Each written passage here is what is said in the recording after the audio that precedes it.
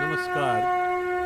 आख श्लोक आके दोह, एक श्लोक एक दिन, a shloka a day. With this series of Panchastawi shlokas, today I am taking up 6th shloka from chapter 3, तीसरे तव का छठा श्लोक, त्रयम तवुक शयम श्लोक।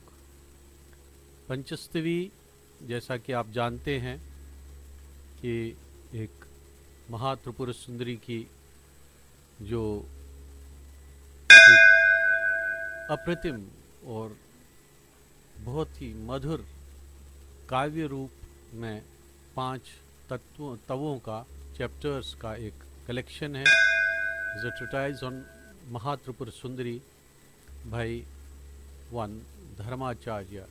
More than 2 millennia ago, somebody had gifted the Sanskrit world this beautiful treatise in which he had experienced something rarest of rare, and he has shared it with us all. So the shloka goes like this. विश्वव्यापिनी यद्वद्ईश्वर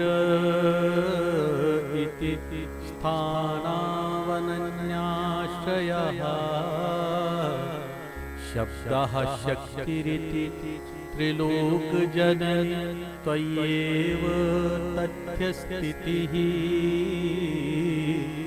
इत्थं सत्यपि शक्नुवन्ति यदि महाशूद्रारुजो वादितुम्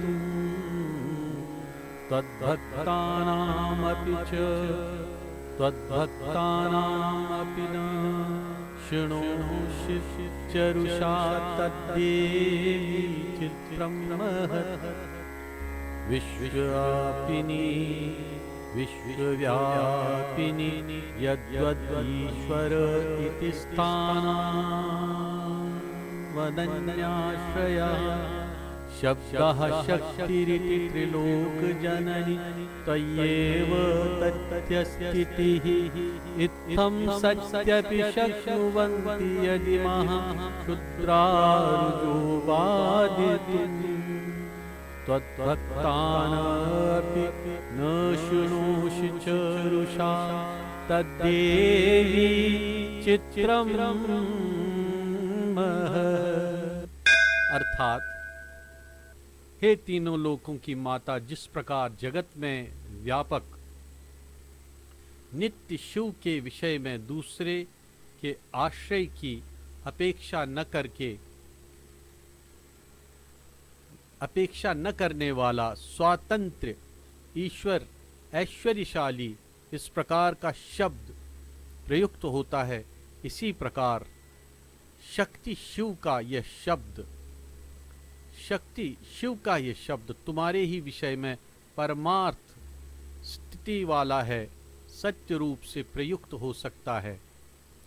ऐसा होने पर भी यदि यह तुच्छ रोग आदि तुम्हारे भक्तों को भी रुकावट पैदा करने में समर्थ बने और तुम क्रोधित होकर उन रोगादिकों को नष्ट न करो, तो हे देवी, वह बड़ा ही आश्चर्य है।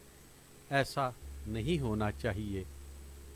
बहर सूरत देवी एक भक्त के ऊपर अनुग्रहित होती हैं जब वह अपने अंतर्नाद से उस माता को पुकारता है। In such an intense devotion, when a devotee sings the shlokas, sings in praise of the Mother Goddess, takes refuge in her lotus feet, तब तो क्या ही संभव नहीं है। तो देवी हर हाल में हर एक भक्त जन का उनके सर पर आशीर्वाद वरद हस्त ही रखती हैं।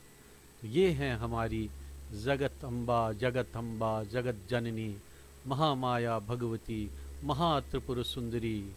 ओम महात्रिपुर सुंदरी भगवत्यै नमः।